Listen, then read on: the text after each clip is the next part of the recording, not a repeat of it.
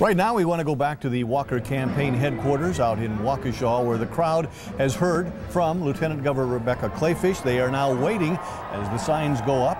They are now waiting for the arrival of Governor Scott Walker.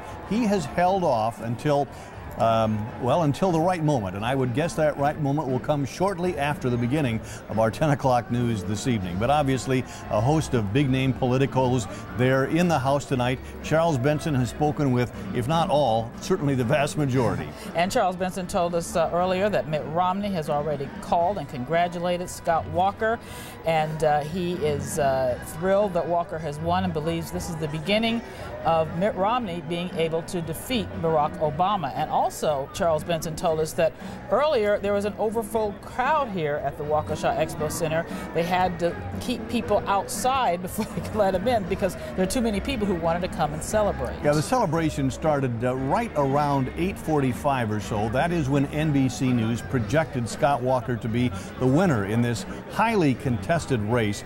NBC's political analyst Ron Allen joined Charles, and they talked a little bit about some of the potential reasons for that. Obviously, a very motivated Republican electorate out there, but Ron Allen was saying the NBC exit poll showed that of the independent voters, there were a number of people who weren't necessarily Scott Walker supporters, but they did not like the idea that a recall was being used in a case like this, as opposed to a case where there had been some criminal conduct, perhaps malfeasance in office. So a number of those perhaps independent voters seemed to side with Scott Walker tonight as well. And a lot of polls show that there weren't a lot of people who had not made up their mind. There wasn't a big gap of undecideds in this particular election, and that no doubt hurt the Democrats. Many people had already made up their minds months ago. They had decided whether or not they were going to vote for Tom Barrett or Scott Walker. It has been a much quieter evening at the Tom Barrett campaign headquarters at the Hilton Hotel in downtown Milwaukee.